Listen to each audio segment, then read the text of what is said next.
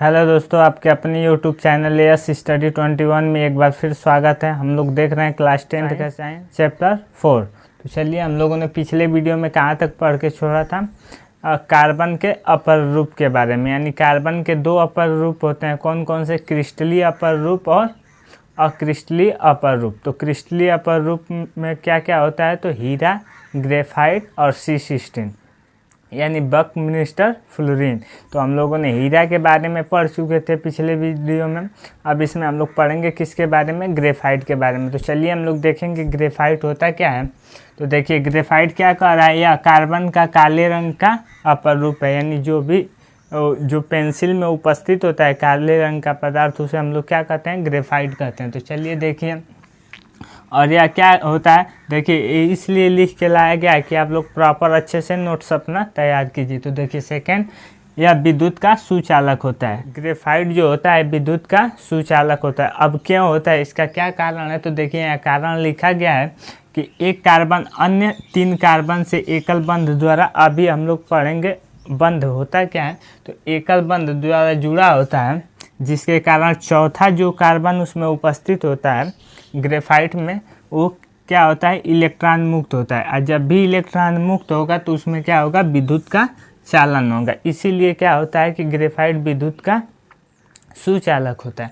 चलिए आगे हम लोग देखेंगे कि ग्रेफाइट का उपयोग कहाँ कहाँ होता है, यानी ये कहाँ कहाँ पाया जाता है। तो देखिए, पेंसिल के लीड में पाया जाता है। यानी पेंसिल के लीड में जो उपस्थित पदार्थ होता है उसे हम लोग क्या कहते हैं?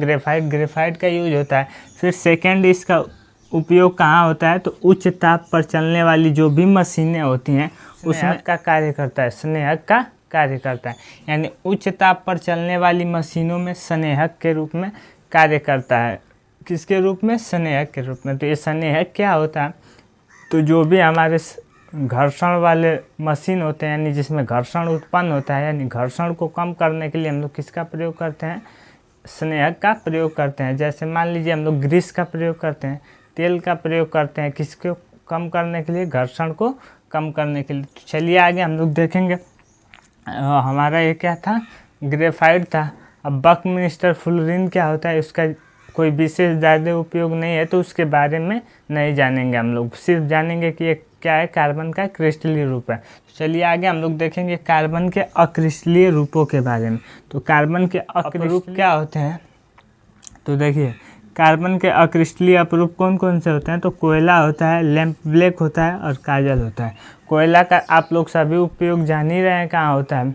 कोयले का उपयोग कहाँ होता है? तो बिजली निर्माण में भी होता है और तरह तरह के उद्योगों में किया जाता है। फिर हम लोग देखेंगे लैंप ब्लैक क्या होता है। तो लैंप ब्लैक क्या होता है?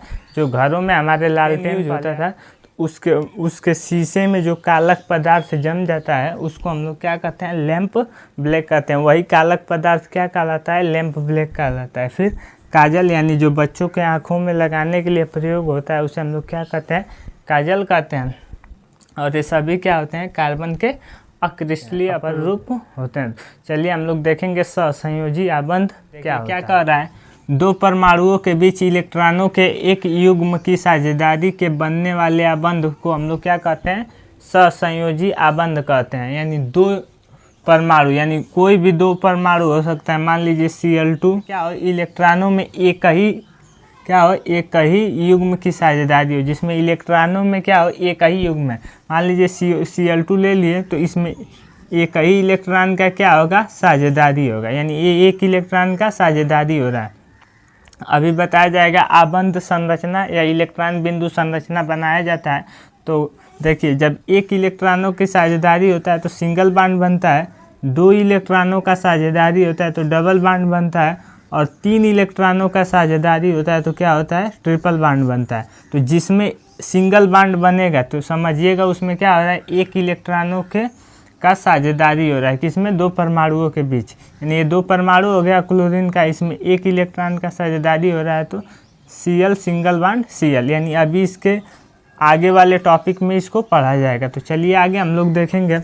चलिए आगे देखिए, सहसंयोजी आबंध के भौतिक गुण, यानी इसके भौतिक गुणों के बारे में हम लोग देखेंगे। तो इसका क्वथनांक और गलनांक क्या होता है? निम्न होता है, यानी कम होता है। तो यहाँ नोट्स बनाने के लिए लिखा गया, देखिए, इन यौगिकों के क्वथनांक एवं गलनांक कम होते हैं क्योंकि इनके बीच अंतरा आणविक बल क्या होता है, कम होता है। यानी इन अणुओं के बीच क्या होता है, अंतरा आणविक बल कम होता है, जिसके कारण इसका क्वथनांक और गलनांक क्या होता है, कम होता है सहसंयोजी आबंध में।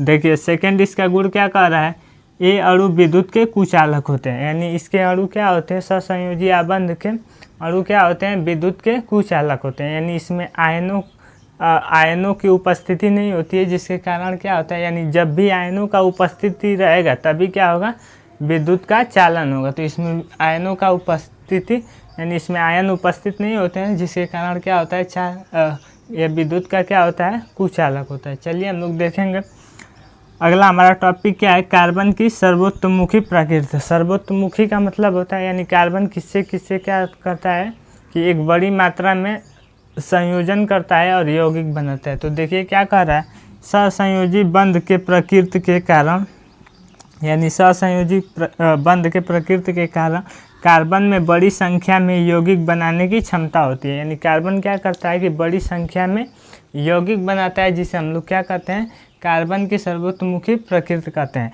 यानी इसके दो कारण हैं, इसके दो कारण हैं। कौन कौन से दो कारण हैं, तो पहला कारण हो जाएगा श्रृंखला और दूसरा क्या हो जाएगा, संयोजकता। यानी पहला क्या हो जाएगा, श्रृंखलन और दूसरा क्या हो जाएगा, चतुसंयोजकता। यानी चलिए इन दोनों के बारे में पढ़ेंगे कि श्रृंखलन क्या होता है और चतुसंयोजकता क्या होता है।